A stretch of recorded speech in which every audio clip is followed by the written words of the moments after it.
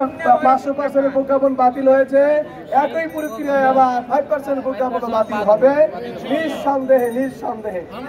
এই প্রজ্ঞাপনটাকে আমরা ঘৃণাভরে প্রত্যাখ্যান করছি। এই পর্যায়ে বক্তব্য রাখবেন নাজমুল হুদা, আছেন?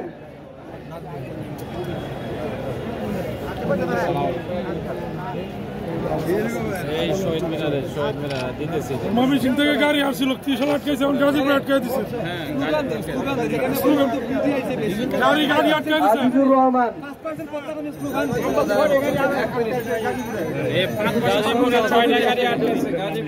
গাজীপুরে গাড়ি আটকাই দিচ্ছে। এটা হলো সুগন্ধ পাকুন্দিয়া 6টা গাড়ি আটকেছে স্যার। গাজীপুরে 6টা। বিসমিল্লাহির রহমানির রহিম।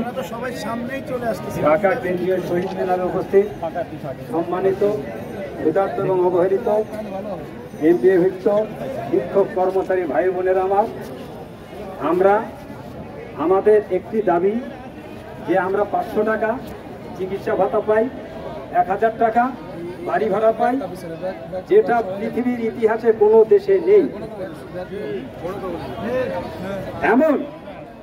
এমন 500 টাকা দিয়ে এমন কোন চিকিৎসা হয় না, শুধু ডাক্তার দেখাতে আমাদের 1000 টাকা যায়, দেশ দূরের কথা। তারপর 1000 টাকা দিয়ে বাড়িতে বসবাস করা কোনো প্রশ্নই আসে না। তবে যাই হোক, আজকে আমি ধন্যবাদ জানাই আমাদের এই সংগ্রামের নেতা আমাদের আজিজি স্যারকে।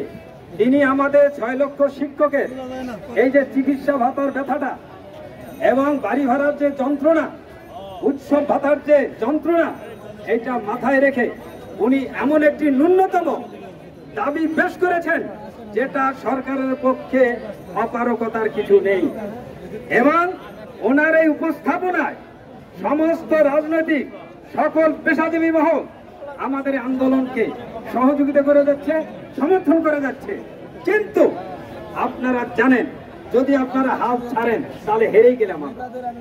কি ভাইরা আমার, আমরা যদি হাল ছেড়ে দেই তাহলে কিন্তু হেরে গেলাম।